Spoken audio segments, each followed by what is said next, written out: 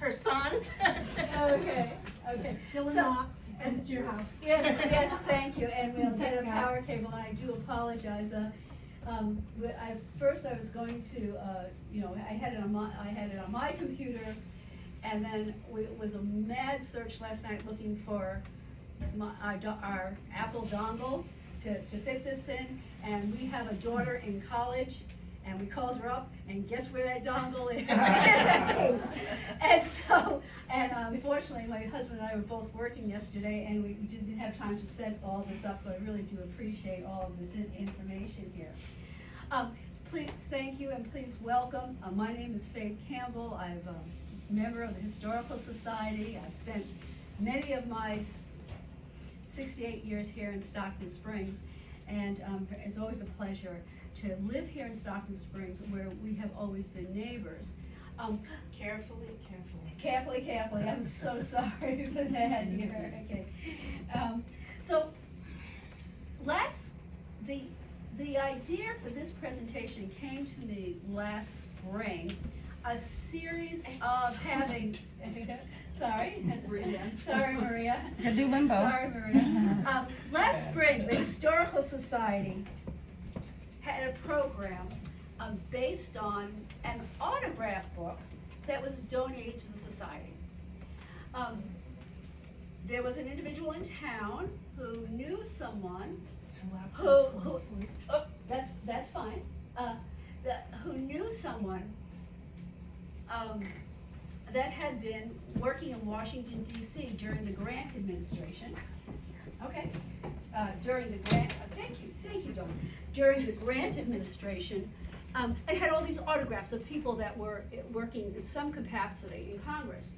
And so we had these wonderful signatures and autographs, but we didn't know who any of these people, or we had some ideas. Some of the people we kind of knew, like, some of us in here knew Alfonso Taft, and knew that he was the father of William Henry Taft and things like that. But instead of having one person do the presentation on a number of the autographs, everyone did a little vignette of the people.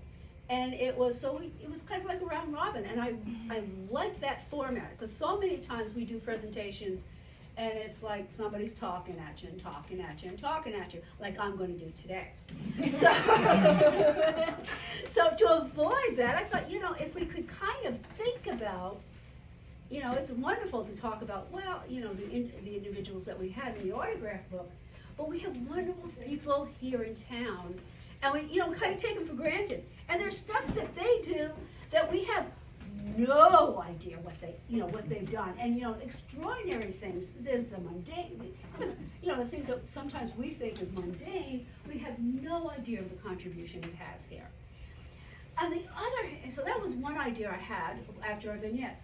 Then this past fall, I got an inquiry from a colleague who wanted to know something about Prince Edward Island genealogy. One, I am not a genealogist. No way am I a genealogist. There are people who spent their lives doing genealogy, and they are smart people, and they have patience, and some of the qualities I certainly do not have. But I did think of a very good, dear man who lived in town, who I'm proud to say considered me a friend, and as I did him. And he did wonderful work in genealogy. So I said, okay, I'm going to look him up and do a Google search, and maybe there's something he wrote that would help out my friend, this colleague here. And I did the browser search, and man, I thought I knew, and I thought I knew of his breadth of work. I had no idea. I only knew the top. So I had a couple of, so I had two ideas, and that's what happens in historical inquiry about any time. Sometimes you just have these random things that come here, there, and the other place, and they kind of coalesce. And I think that's great for historical inquiry. And I'm also right now going to put a plug in of the importance of local history. And if anyone is an example of historical inquiry, it is our subject today. Here we have it, so you think you know your neighbors. I hope this is the first in a series of, so you think you know your neighbors. I'm hoping other people will do them, say, hey, I knew about this guy, or I knew about that lady, and no one knows about this. And it doesn't have to be a big, long, talk and chalk type of thing. I think if we have 10 or 5-minute presentations, maybe, if some of us, I'm of the age when you used to go to the Saturday afternoon movies, and you have the cartoon, and then you have the short, and then you have the full feature. Even if it's just a short, I'm just going to challenge people to think, who could I talk about? You see Jeff. I see Jeff here. He's purchased a home, and he's been asking over the years about the people who lived in his home beforehand, and you've done some research on those people. That would be something. Somebody you went to school with and said, did you know about this guy when he did that, or or my neighbor, did you realize that that he was an inventor, or he helped build the Alcan Highway? And believe it or not, I know people in this, well, at least one individual in this town who was there in the Alcan Highway. So we're surrounded by wonderful people all the time, and it's important to know what that history is. And the topic of my subject, I'm hoping to bring by the end of my presentation, just to see what a wonderful example was, for all of us in this. So my first question is, next slide, please. It's just kind of larger pictures of, there you go, yeah. So a larger picture, what do you have here? Hey, could you raise the image up on the screen a bit? Okay, can we do that a little bit, Don, here? It's one of these things, you got something here, Oh, there goes my chair. That wasn't good. Okay.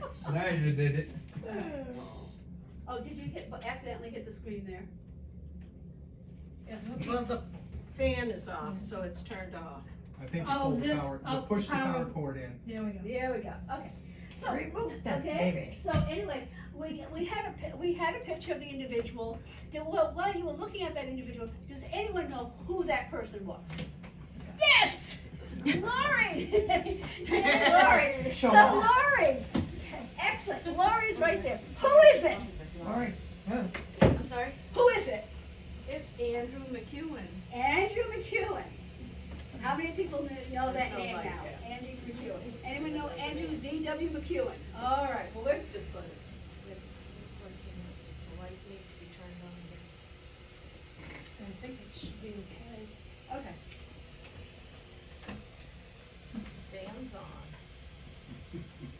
There we go. There. It just Okay. takes a minute. Okay, this is, here he is. Need the Am lights I off? bright? Did I brighten? Diane, could you turn the light off? Yeah, I Can you thought, reach it? okay, yeah. It will be brighter, it's just. Okay, there we go, great. So this is, Thank you. Mr. Andrew V.W. McEwen, high school graduation picture, okay? Bangor High School, 1959. And here we have Andrew, here we have Andrew later in life here. I'm really happy to find this picture, lovely picture. There he is, yes, Andrew McEwen here. And so, as I said, for many years I was acquainted with this man.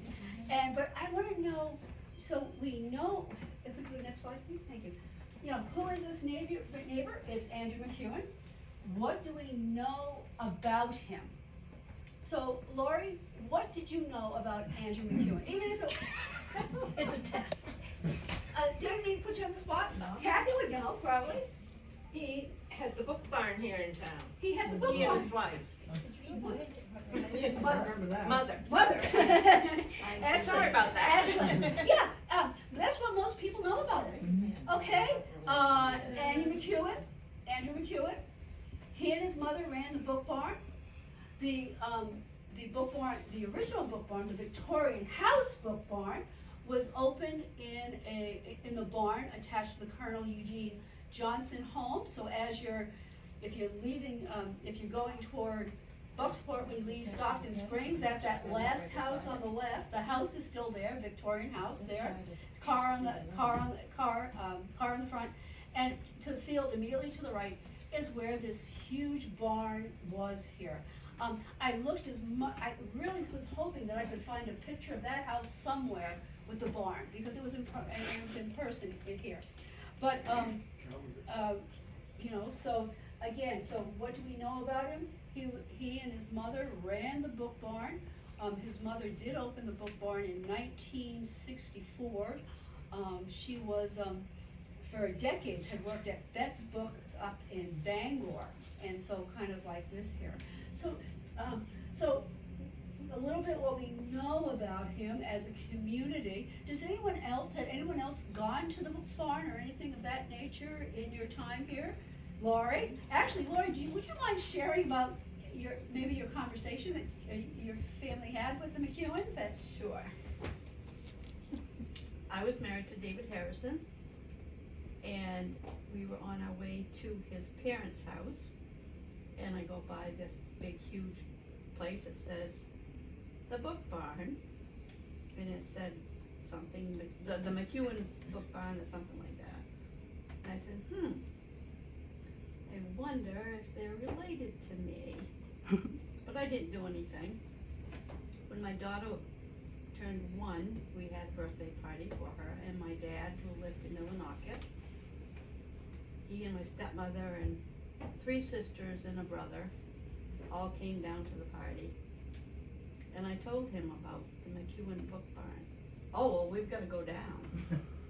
And this was on a Sunday. I said, no, they're closed. We're not going down to the book barn. Well, call them up. So I got the phone book out, and I looked up the number, and I called them, and I explained the situation. Oh, yes, come on down. I said, really, there is the X number of people. More the merrier. Come on down. So we went down.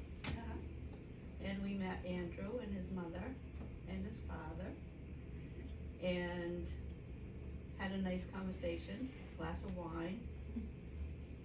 So Andrew was telling my dad about the genealogy, because Daddy never did it. And so when we left there, we were related to Andrew. He was my dad's second cousin, dad's cousin. And between Verona Island and Millinocket, he was no longer our relative, because my stepmother thought he was so handsome. But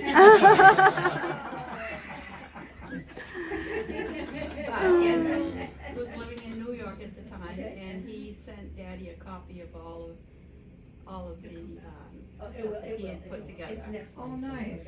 That's cute. That's Wow. okay. That's great, excellent. You know, That's pretty good. you know, what Laurie says, I love that story, because she's told me this before, and just the way she says it, it's so typical of the McEwens as I knew them. You know, like, we got a lot of people, doesn't matter, come down and have a cup of, glass of wine, cup of coffee, whatever. Extremely welcoming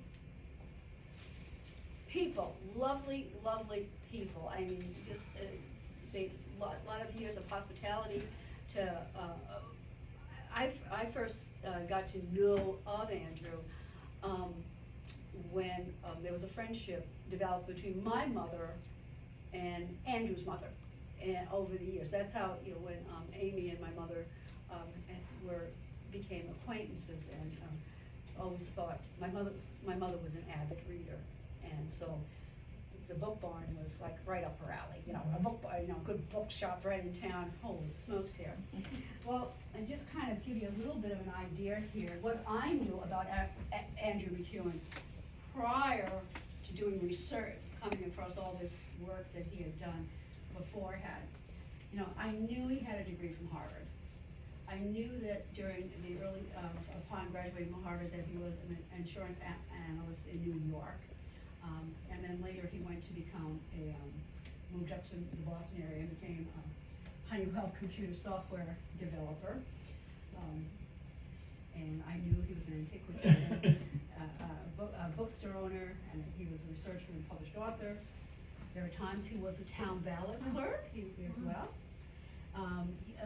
He also had an interest in Russian history, and became a member of the Russian Orthodox Church down in Richmond, Maine, and had many friends and acquaintances from there.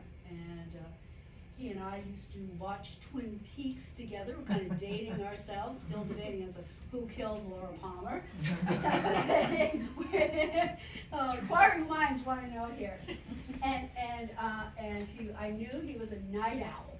He was a night owl. When my son was younger, I used to have to leave for work. Well, I always had to leave for work quite early. I worked up in the school district number 3 in Thorndike. So I had a commute in the morning, and when my son was younger, there were a couple of daycare providers that would do before school care. One was Sue Page, who lived right down here in Station Street, and the other was Carrie Murphy, or Carrie Sanborn Murphy as well down here as well. And and I go on, at certain times of the year, you're running around at 6:30 in the morning, it's still dark and the light's on. Well, I knew very well the light was on, not because Andrew was up early, it's because he hadn't gone to bed yet. and a lot of that had to do with his research, and that he was communicating with people in other time zones.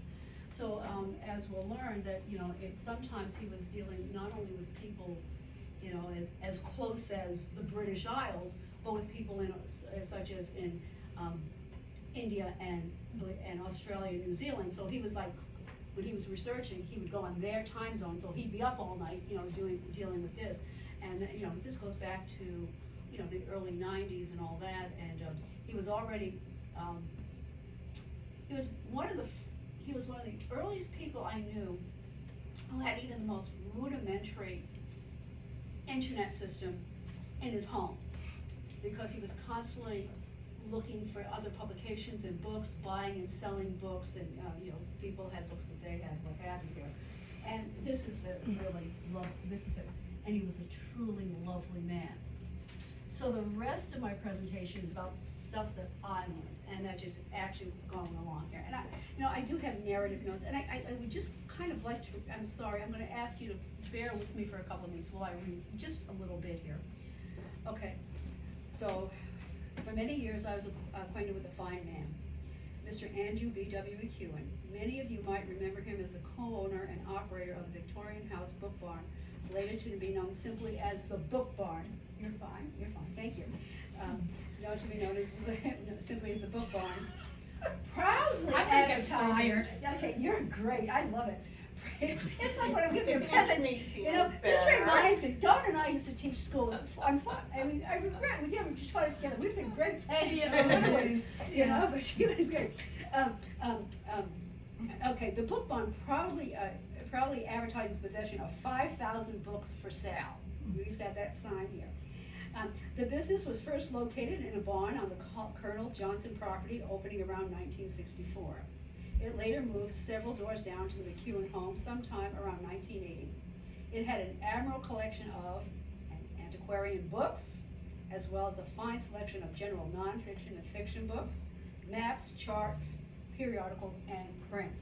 I mean, this place, you would go in it and it would be humble tumble all over the place, and as you're going through, it's like, I can't believe that this is here, right here in Stockton Springs. His business partner was his mother, Amy Barnes McEwen, who worked for decades at the Betts bookstore in Bangor before opening the Victorian House in Stockton Springs. Now this is important, folks. This is Stockton law. We got on the news for this one. Okay. The shop assistants were a number of cats who never failed to keep an eye on things. As a matter of fact, one cat decided that she had to make sure that some books were going to a good home, and took it upon herself to check out the purchaser's residence. She was discovered when the customer stopped in Ellsworth. Cat had jumped in the back of the car, like a Ford Escort or something like that. Luckily, the bookshop's telephone number was on the receipt.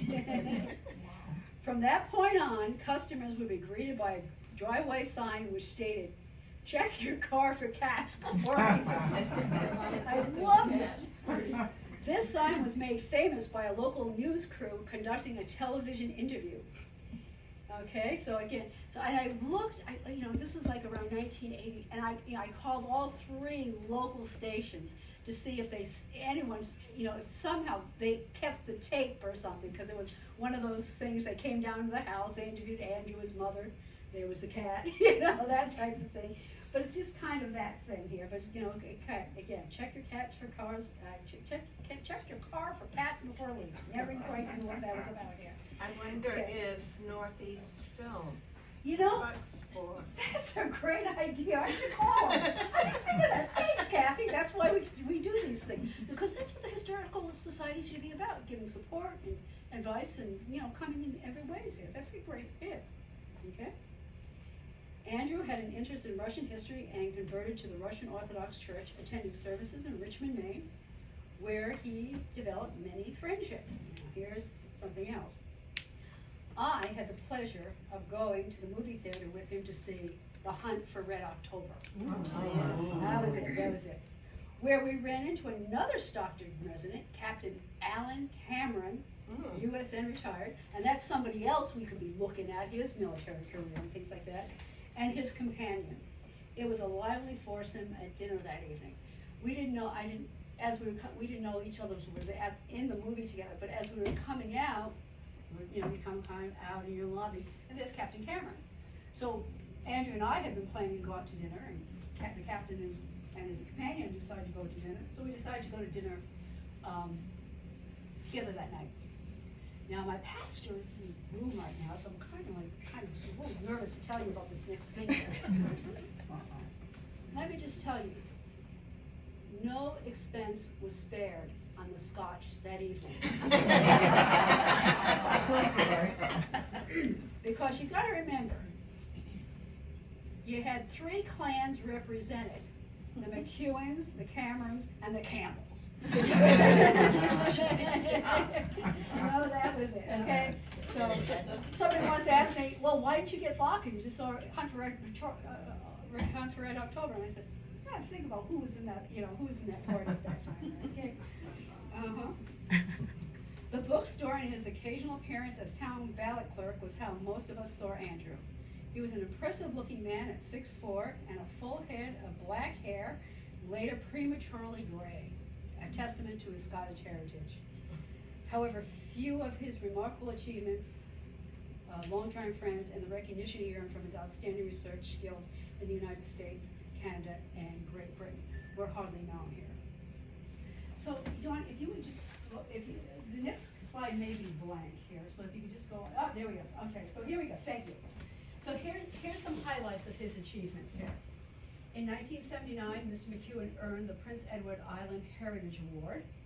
His interest in genealogy was sparked by his maternal grandmother's research on their Prince Edward Island roots here, so it's like a little graphic here of Prince Edward Island. Prestigious award. I knew he was doing genealogy. I knew he was doing genealogy. I knew he was up in that part of North America, but I had no idea that he won the award. Remember I had said earlier that somebody, a colleague had contacted me about Prince Edward Island genealogy, and I knew that Andrew had done work on Prince Edward Island genealogy because of his grandmother and his mother's family, but I never realized he earned this award. Extremely prestigious. Dawn, would you put him on the next slide here? Okay. A visit to his ancestor, Rob Roy's grave, sparked his interest in Scottish genealogy. Yes. Could you talk just a little louder? Sure. All right. I'm just reading the slide right now, but yes, a visit to his ancestor, Rob Roy's grave, sparked his interest in Scottish genealogy. In 2012, Mr. McEwen became the first honorary member of the Scottish Medievalist Organization here. And just for you who don't know who Rob Roy was, Rob Roy was a Jacobite Scottish outlaw who fought for Scottish independence and a Catholic folk hero. So if any of you are Outlander fans in here, yes, okay? Jamie Fraser, that's this guy, okay? Those of you who happen to know the popular things here. And yeah, and Andrew certainly did demonstrate that here. So, next. He doesn't look that sexy. Well, now, yeah. You can't see his kilt. You can't see his kilt. That's all we're saying. You can't see his That's the kilt. touch right That's there. it, that's right here, okay, that's Well, Rob Roy, okay. That's Now, hilarious. now, talk about this. And, I can give you some more information on this. When the Highland the Highlands clans, anyone who does anything with Scottish history or genealogy, this is a revered tome. I mean, that's it. But Andrew had done some research on the Buchanan clan in clearing up some of the discrepancies in his work, and that was it with Andrew. He was so precise with details, and you might remember I said he was in went with early computer software, and he was an insurance analyst, actuary. A lot of genealogy is being able to see patterns and numbers and connections right through, and he had that mind. He was brilliant. He's just a brilliant guy. But his revision, his work with, if I will, tidying up some of the Buchanan line research, appeared and was footnoted in the 1980s revisions of the Highland clans here, and so noted author there. Who's got mail? Edward the First or Edward the Second? Okay. All right. So, how many of you have seen the movie Braveheart? Braveheart. Yay! Scottish independence, right? This is this time period here. Okay. Over here, again, here we have a drawing of, a painting of King Edward the First of England. Some people know him as Edward Longshanks. Okay. All right. And this is his son, Edward the Second of England, known by various other names that perhaps we should not mention right now. But anyway, okay. Now this is where really I'm truly impressed. I'm getting most of my information in an article. I am going to a lot of my information I'm sharing with you today in an article that was written by a Scottish historian, Adrian Benjamin Burke, who wrote a tribute to Andrew B.W. McHugh, and this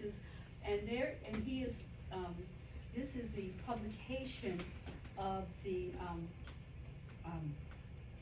Feudal Medievalist Geological Society, and it's a very internationally respected organization here. In this article, Mr. Burke gives insights in the detail that Andrew would have had to have gone through in order to do this here.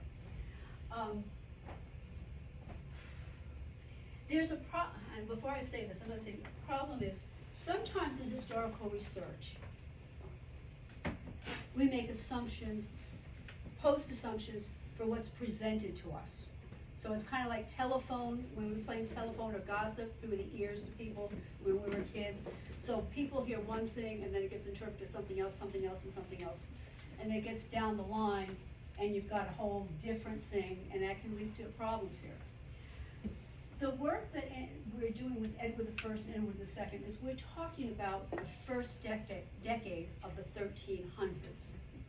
So now we're 700 years ago. And they're not, and these documents that he's reading is not written in modern English. And most likely it's not even written in English. It's most likely written in either French or Latin. Well, Latin kind of has its own timeline here. But it means that if you're reading this in French, the original documents are in medieval French. And that is a skill I certainly would not have. Medieval English I certainly don't have. I have, reading my stepdaughter's text messages with all these like little icons and abbreviations and whatever, I don't have. But it certainly is a skill. So this idea of document dating is certainly important here. So Mr. McHugh was able to successfully prove that correspondences between Sir Hugh Bassett, who was the Earl of Winchester, Angus of Islay, who was the head of the Clan MacDonald at that time, and Scottish Lord John McQueen, were written to Edward II in 1310 and not to Edward I in 1301 as previously thought. And you're gonna say, well, big deal, it's only 9 years later. It was a big deal because first off, Edward I had died, and Edward I was a very strong king and highly respected, and a fearsome warrior, especially during the early Scottish independence movements. And Edward II was not. Edward II has a reputation about being able to be swayed back and, kind of back and forth, and not sort of having his father's, I don't know, bravado or I'll just call it the internal gut here. Now, why would that be important? Because it deals with what the political situation and military situation was at that time. And if you're a bit mistaken, you could be making all types of assumptions about how things laid at that viable time here, what that switch is and all that, and later alliances. And just kind of an unrelated note here, this Lord John McQueen actually is a direct ancestor of the heads of the House of York in the later 1400s, when you hear about the War of the Roses, what have you. So these are, these are all significant people in history, or people who play significant roles in history here. This is fascinating work for me here. Okay, so again, the period we're talking about is about the time of Braveheart and the Scottish independence movements in the 1300s. Okay. All right, next slide, please. Okay, now I mentioned Mr. Burke before. Shortly before Andrew's death, and shortly before he received the highest award from the Scottish Medieval Society, Mr. Burke said, Mr. McEwen should be considered the greatest living scholar of Scottish medieval geology in the world. I mean, that was the level of his accolades. An international organization of people who devoted to scholarship and research, what have you. And actually, Mr. Burke further goes on in that same article saying, I was about to just put it all aside. I'm closing in at 80 years old, and I thought, he said, I was going to put it aside and say, that's enough. And Andrew kept on prodding me with questions, that I couldn't stop. I had to go back to it. It was that important. So, regrettably, I was able to talk to people at the Scottish Medieval Organization, and Mr. Burke has since passed away. But when I was telling them I was going to do something about Andrew, they were like, yes, please, do, and what have you here. This is just, I'm sorry, this graphic did not come out very well. I try to, sometimes when you're configuring slides from another source, it's hard. But this is Scotland, and the various colors talk about where the different clans were located at the time. But this is Andrew's final words, his final words to us. And I think as people who are historians, people who have an interest in or interest in history, maybe hobbyists in history, maybe amateurs of history, or whoever is involved in history. I think these are really prophetic words, and I would like you to think about them as what I said earlier. My very first comment is that we need to, as people who are interested in history, we need to understand the importance even of our local history and the role, as we explore it, the role that it plays, not only for us, but going forward. And this is it. And again, he's not talking about history, he's talking about Scottish genealogy. But I think it overarches for everyone who has an interest in history. Until the pedigrees of our principal families are currently worked out and thoroughly digested, the true and correct medieval Scotland will never be written. Ms. McEwen wrote that in his article, A Far-Fetched Alliance, which was just published several days before his passing in 2015. But it's true. It's not so much the pedigrees of the principal families of Scotland, but the pedigrees of the people who live here in Stockton, that we can fully understand that to get the true and correct history of our area will never be written here. And folks, I want to thank you so very much for paying attention to me and putting up with our foibles with technology and everything else. I'm going to I'm just going to present a copy of my talk to the Historical Society, as well as I'm going to get you some a cleaned up copy here. I've written this paper here. I'm also I'm compiling a list of references where Andrew has been cited, and I think we just might want to have that as well. Charlie. That first slide said he spent all night communicating with people. What was his mode of communication? Well, this is it with Andrew, because he was on the telephone a lot, in the 80s and all that. But he was, one of the things that when I would visit him, I was always amazed that before most of us had internet, he had that rudimentary form of intranet with links and things of that nature. I suppose if we were able to get into the house, we probably could still find that machinery in the house, what have you know. Wouldn't know what to do with it. Wouldn't know what to do with it, but that was it. But a lot of telephone, a lot of writing, emails later on and things of that nature. Yeah, it's just there. Any other questions or comments at this time? I have a statement. Yes.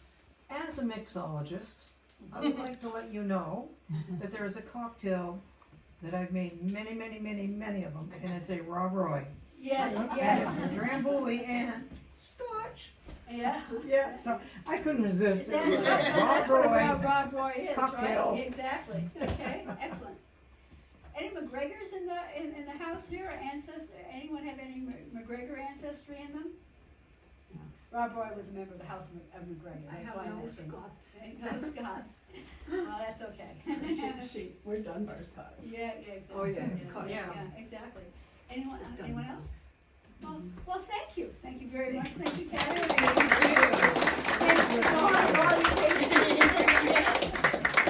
hard to get good help.